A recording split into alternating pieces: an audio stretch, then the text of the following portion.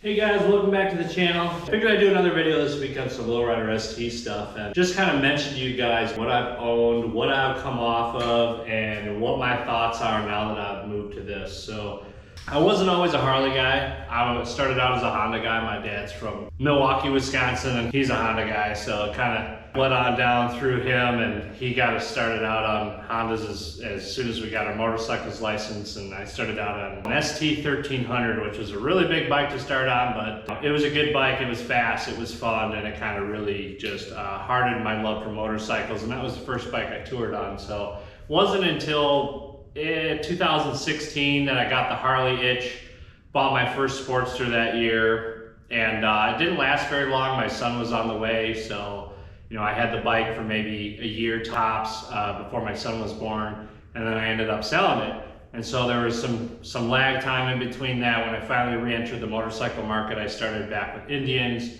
but ultimately I had some issues with their motors, and there was a bunch of swapping around with motorcycles and all this crappy bullshit that I eventually came back to, homegrown Harley Davidson here in Wisconsin. So I picked up an Ultra Limited. I've always been a touring bike guy. Once I got on the touring chassis, even with Indian, I had a Chieftain and I had a Challenger. Once I went touring, I basically never went back up until, well, I'll get into that. So I picked up an Ultra Limited. I'm a total old man bike kind of guy. Kind of got ridiculed a little bit by that from my older brother. I was in my mid-20s. I'm riding this Ultra Limited around. I'm loving it. He's giving me crap. He's got a CVO Road Glide. Ultimately, I ended up selling it to get into a smaller bike. So that's when I picked up the Lowrider S 2020, which that was the first year it was on the Softail platform. So I thought I'd give that a try. Smaller bike, plenty of power, kind of wanted that hot rod type motorcycle. But ultimately I found myself just basically kitting it out to be a bagger like this, like try to put bags on it. I've got a Road Warrior fairing that's still sitting in my garage over there. What else? I kitted it out so that I could tour with the damn thing. Ultimately, it got super expensive because literally every part of the bike was getting switched out. And my wife was talking smack, and she'd see street glides riding around out in the neighborhood, and she's like, man, it'd be a lot cooler if you had a street glide. And she said that maybe 3 or 4 times before I pulled the plug. And swapped out, sold the Lowrider S, actually got a really good deal on it, so I was happy about it. And I picked up a 2020 CVO Street Glide in sand dune, which is still to this day my favorite color that Harley's ever done. Love the bike, and rode that pretty much all of last year into this year, and then they announced this in March, and that was basically when I made the decision to, move on from the CVO and get myself into one of these. So a lot of things I'm gonna say in this video, most people already know. I might get made fun of because, people make stupid, hasty decisions, myself included. And so first things first, I just wanna say that, I don't wanna be one of those guys who just says good things all the time about the motorcycle and is looking for his audience to just affirm how cool and how great the purchase is. It is a great bike. I know that. I don't need anybody to tell me that. Everybody knows the good about this bike. The fairing's fantastic. The wind tunnel testing they did is great. The bags are a nice added bonus. And of course, the 117 coming to both the ST and the S this year was huge. I was really excited about that, and that was one of the reasons that I decided to make this jump. But ultimately, one thing I just like to reiterate, and this is something Matt Laidlaw says in a lot of his videos, is just know what kind of rider you are. And you get this thought in your head, like it's a lighter bike, I'm gonna get all this extra performance, I'm still gonna be able to tour on it. And while that's true, and quite honestly, I'm in the mindset that you can really tour on any motorcycle. You can get on a Sportster and tour. I watched $1 Million Bogan, that dude just rode up to Scotland on a hardtail Sportster mock-up thing, and yeah, you could really put in miles on anything. But ultimately, when it comes to touring, or I should say when it comes to your ride style, if you're one of those guys, and this is who I'm talking to, is the guys who are a one bike person because the wife won't let you have two, because we all know that having the best of both worlds is, of course, the best of both worlds. You have a touring bike, and then you've got your hot rod or your mini bagger around. That would be great. I'm a one bike guy. I'm a touring guy who came off a CVO Street Glide and came into a Softail. And while I will admit that This bike's performance is absolutely rock solid. It's great in the corners. It's got the added 13-inch shock, which the suspension on this thing totally smokes my CVO out of the water. But if I'm being realistic with myself, the type of riding that I like to do, I'm not really a hard rider. I mean, I like to put in the long miles, and don't get me wrong, I get on my bikes and I give it the gas, and I like to come out of stop signs ripping and roaring just like anybody else, but you know, by and large, I'm a guy who likes to put in long miles, and during those long miles, or even short miles, even if I'm around town here, I'm a guy who likes to crank up the stage 2 audio out of my CVO, Bluetooth my phone in, and just cruise around town with the wife and have the audio blasting, and that's my motorcycle experience. That's what gravitated me towards touring motorcycles. Now, this bike, of course, is capable of having audio, so it's not like, you know, that's out of the water or anything, but the thing is Harley-Davidson really messed up on their marketing with the Rockford Fosgate audio system for this.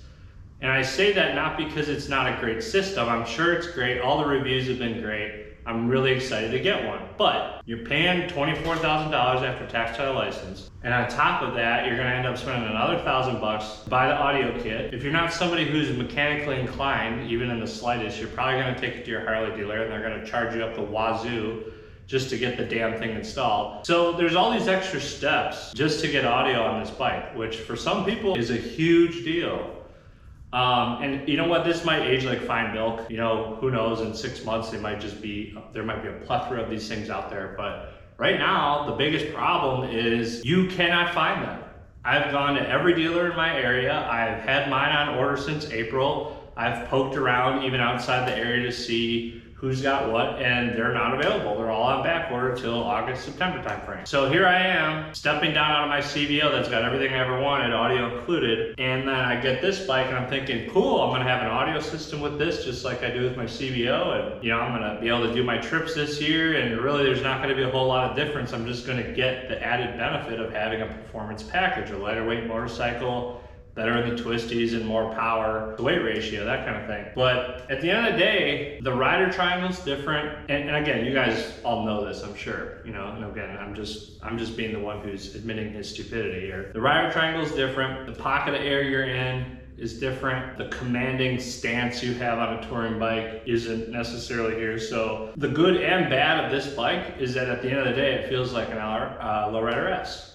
And that's a good thing because you want a nice, light, nimble bike for performance, but it also feels like a Lowrider S out on the highway, which in my case, I really like the touring setup. So I just wanted to speak to those guys who are on the edge, who are maybe looking at one of these and saying, do I really want to give up my touring motorcycle to get on an LRST? And for some of you, it's going to be a hands down, yes, that's what I want. I'm a performance guy. I don't give a shit about the audio. I just want to get on something that's going to rip and roar, and I like the lighter chassis, all that good stuff. The West Coast styling included, all that. But if you're kind of like me, who, you know, I'll just admit that's like to some degree, yes, that's me. But I love my touring bikes, you know, so I'm not saying that this bike isn't fantastic. I'm not saying that it doesn't do what it does the best out of any bike, and it's probably the best bike that I've ever owned from Harley and the best bike they've ever made based on what the community is looking for, hands down. But at the end of the day, if you're a touring guy, think about what you do, how you ride. You know, Harley's even out there pushing their ST lineup for the road and street glide, so you're getting that quote unquote performance aspect bagger out of those. So I was really torn between this bike and the Street Glide ST, and I ultimately went this route because this bike is just never before seen. And I was thinking all the STs were gonna be out of stock, and the Street Glides are still on the showroom floor. I can go pick one of those up whenever I want. This guy, nobody can find. So just be honest with yourselves. So that's really the gist of this video. I'm just gonna slap together, and I'm sorry, I'm sweating my ass off. It's 1,000 degrees in here, but I'm a nervous bitch when it comes to the camera work. I don't even let my wife watch me record these things. So other than that, guys, like round towner, even highway speeds, it does great. It does. It's different. That's all I'm saying. It's a different ride, and really think about what you like about your touring motorcycle if you're in that mode of, am I gonna really step down from, like, let's say a Street Glide, Road Glide, Ultra Limited, whatever, into something like this. Yeah, it's a badass bike. I'll be honest, I'm probably either I keep this one and my wife lets me have 2 bikes and I'm gonna have both, or at some point this is probably gonna get sold and I'm gonna go back to my touring motorcycles and I'll probably make a video on that, and then I'll have to change my channel name and everything because I'm FXLRS Touring. So we'll see how that all works out. But anyways guys, thanks for watching. I hope you guys are enjoying the videos. I am filming this with the GoPro, so I'm super excited that the wife picked it up for me for our anniversary last week. And I have a chin mount coming for the motorcycle helmet, so I'm gonna get that on there. I got a mic coming. Yeah, I'm really excited for the trips coming up. I do want to do more of this. I want to talk to you guys and just talk about motorcycle stuff and get your feedback and write back to you guys in the comments and everything. So anyway, thanks guys for watching. I know I've rambled on for long enough. Take care. Hope you all have had a great week, and we'll catch you in the next video.